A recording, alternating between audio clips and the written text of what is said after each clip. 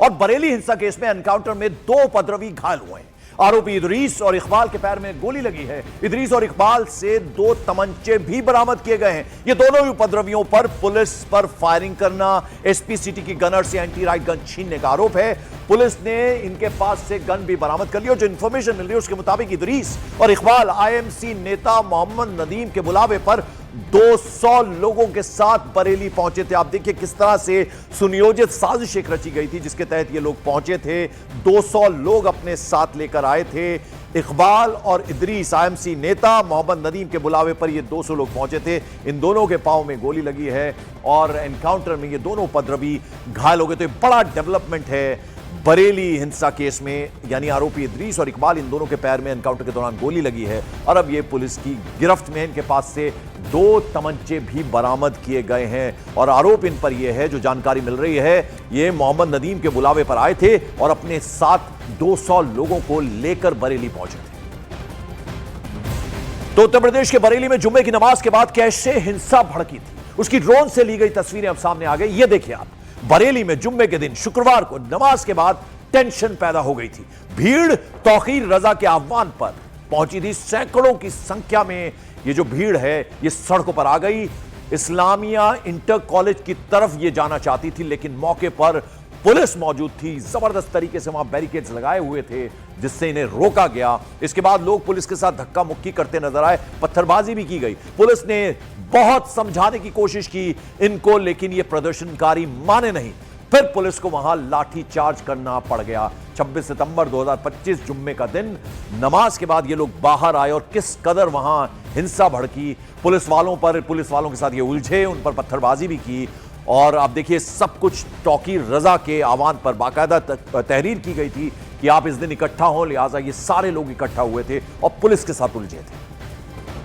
और बरेली हिंसा के मामले में अब एक ऐसा सनसनीखेज सबूत सामने आया है जिससे यह क्लियर हो जाता है कि यह हिंसा कोई अचानक हुई घटना नहीं थी, बल्कि इसकी साजिश पहले ही रची जा चुकी थी। यह सबूत जुड़ा है एक फर्जी लेटरहेड और एक व्हाट्सएप मैसेज से, जिसने पुलिस को भ्रमित किया, भीड़ को भड़काया। दरअसल मौलाना तौकीर रजा की पार्टी इत्तेहादे मिल्लत काउंसिल के लेटरहेड पर 25 सितंबर को एक अपील जारी की गई और इस अपील में यह साफ साफ लिखा गया था कि इस्लामिया इंटर कॉलेज की परमिशन शासन प्रशासन द्वारा नहीं दी गई है।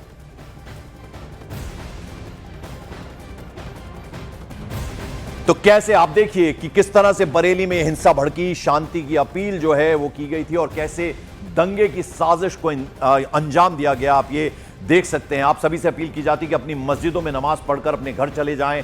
इस्लामिया इंटर कॉलेज मैदान में कोई कार्यक्रम नहीं होगा, वहां पहुंचने की जरूरत नहीं है। और फिर देखिए एहतजाज को खराब करने की साजिश है और कुछ नहीं। ये दंगे की कैसे साजिश रची गई ये हम आपको बता रहे हैं। यह अपील कैसे की गई थी शांति की, आप सभी से अपील की जाती है कि अपनी मस्जिदों में नमाज पढ़कर अपने अपने घर चले जाएं। ये कहा गया था प्रमुख हजरत मौलाना तौकीर रजा।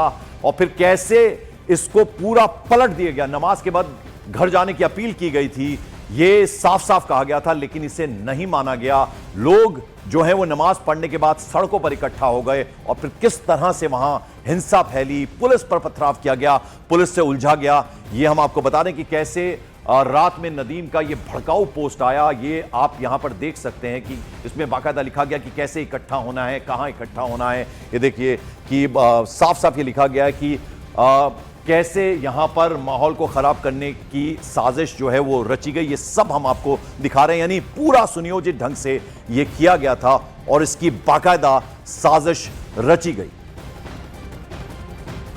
बरेली हिंसा में एक लेटर इस वक्त सबसे दिलचस्प है, जो इस पूरे उपद्रव कांड को काफ़ी हद तक पुलिस के इन्वेस्टिगेशन में मजबूत करता दिख रहा है। दरअसल ये लेटर इत्तेहाद मिल्लत काउंसिल का है, जो यहाँ पर तौकीर रजा की पार्टी है और इसमें ख़ास तौर से 25 तारीख को ये लेटर लिखा गया। लेटर हेड है आईएमसी पार्टी का और उसमें लिखा गया है कि यहाँ पर प्रशासन की अनुमति नहीं है प्रशासन की अनुमति इसलिए नहीं है इस्लामिया इंटर कॉलेज में क्योंकि नवरात्र समेत कई त्योहारों का मौका है और पुलिस प्रशासन ने भीड़ की इजाज़त नहीं दी है। इसलिए सभी लोग यहाँ पर इकट्ठा न हुए, नमाज पढ़कर निकल सकते हैं, अपने अपने घरों को चले जाए, क्योंकि राष्ट्रपति महोदया को जो ज्ञापन दिया जाएगा वो देने के लिए खुद यहाँ पर तौकीर रजा चले जाएंगे। इसलिए लोगों की यहाँ पर भीड़ ना जुटे।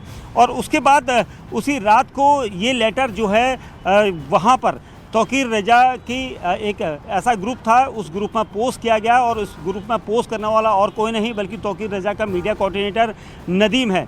नदीम के सिग्नेचर, नदीम के नाम का ये लेटर हेड भी था, लेकिन नदीम ने उसी लेटर हेड को पोस्ट करके ये लिखा कि एक लेटर यहाँ पर सोशल मीडिया पर फर्जी तरीके से लिखा गया, उसे वायरल किया गया। उसमें जो बातें लिखी हैं वो बिल्कुल बेबुनियाद हैं और उसमें उसने ये भी कहा है कि ये लेटर जो है किसी भी सूरत में ऐसा नहीं है कि इसका कुछ चीज़ें सत्य हो, क्योंकि लोगों को आना है। ये लेटर मैं एक बार पढ़कर उस लेटर के बारे में आपको बता दूं। उसमें नदीम ने ये लिखा कि भाइयों, आपको एक बहुत अहम बात करनी है कि ये जो लेटर हेड आप देख रहे हैं ये इत्तेहाद मिल्लत काउंसिल का लेटर हेड नहीं है, ये बिल्कुल फर्जी है।